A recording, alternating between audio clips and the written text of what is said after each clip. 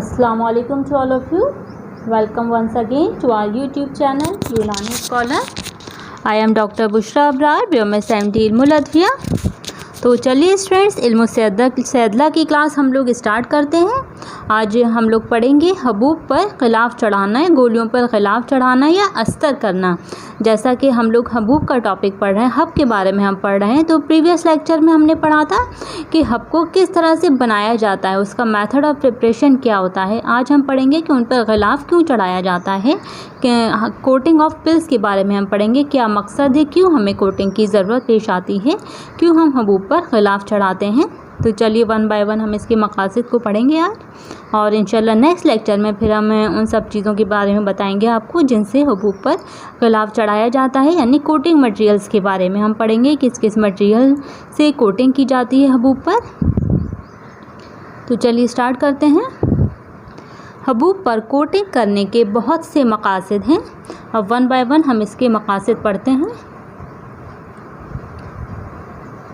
इसका पहला मकसद ये होता है कि बहुत सारी दवाएं होती हैं जिनका मज़ा तल्ख़ होता है, यानी जो बिटर टेस्ट की दवाएं होती हैं, या उनकी बू नागवार है, या उनका स्मेल बहुत ज़्यादा ख़राब है, बैड स्मेल है, कि उनको मरीज़ के लिए लेना दुश्वार है. तो ऐसे मादों की कोटिंग कर दी जाती है. तो यहाँ हमारा कोटिंग का मकसद ये है कि दवा की तल्ख़ी ख़त्म हो जाए और उसकी बू जो है नागवार बू, उसकी मास्किंग कर दी जाए, जिससे दवा के ये ऐप छुप जाए और मरीज़ उसको आसानी से इस्तेमाल कर सके, उसे खा सके. जैसे कि हमारी दवाओं में अक्सर इस्तेमाल होता है, किसी हब में अगर अफसंतीन या चरायता जैसी तल्ख़ दवाएं शामिल हैं. ये दवाएं काफ़ी तल्ख़ होती हैं, तो इन पर कोटिंग कर देते हैं शुगर की या दूसरे किसी शीरी मादे की. तो क्या होता है, इसका जायका बेहतर हो जाता है, इसकी तल्ख़ी मरीज़ को महसूस नहीं होती, वो उसे आराम से खा सकता है.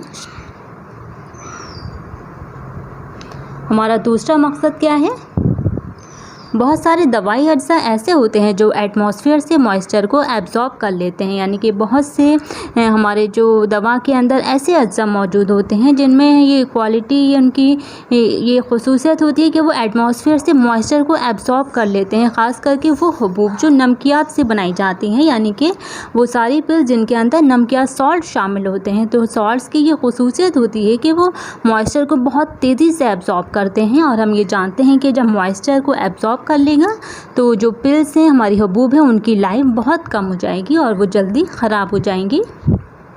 तो यहाँ हमारा कोटिंग का मकसद ये है कि दवाओं को मॉइस्चर के कांटेक्ट में आने से रोका जाए.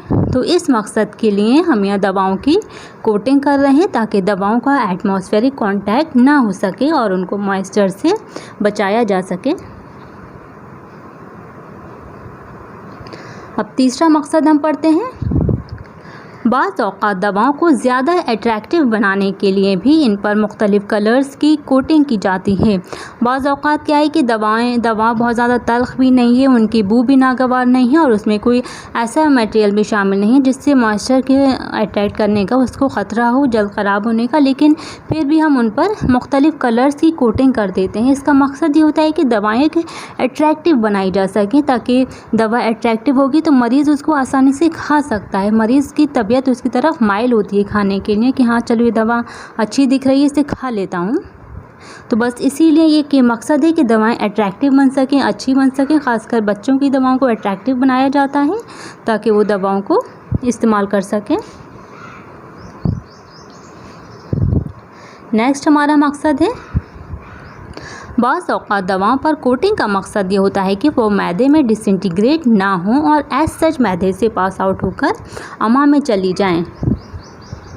जो हमारी दवाएं होती हैं उनमें जो 80% दवाएं मैदे में ही डिसइंटीग्रेट हो जाती हैं, यानी जब वो स्टमक के एसिडिक मीडियम में पहुंचती हैं तो वहाँ उनका ब्रेक डाउन हो जाता है. तब अपने अज्जा में तकसीम हो जाती है, जिन अज्जा की वो बनी हुई है, और इफ़ेक्ट अपना प्रोड्यूस करती है. लेकिन कभी हमारा मकसद ये होता है कि दवा मैदे में डिसइंटीग्रेट ना हो, बल्कि मैदे से एज सच पास आउट होकर वो अम्मा में यानी इंटेस्टीन में चली जाए. हमें उसका इफ़ेक्ट इंटेस्टीन में चाहिए, इसलिए हम चाह रहे हैं कि दवा मैदे में डिसइंटीग्रेट ना हो कि इंटेस्टीन में डिसइंटीग्रेट हो, वहाँ के अल्कलाइन मीडियम में डिसइंटीग्रेट हो.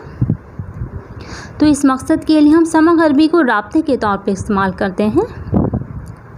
समक अरबी की ये ख़ुसूसियत होती है कि जो उससे बनी हुबूब होती हैं वो काफ़ी सख्त हो जाती हैं और वो आसानी से डिसइंटीग्रेट नहीं होती हैं, उन्हें डिसइंटीग्रेशन में टाइम लगता है।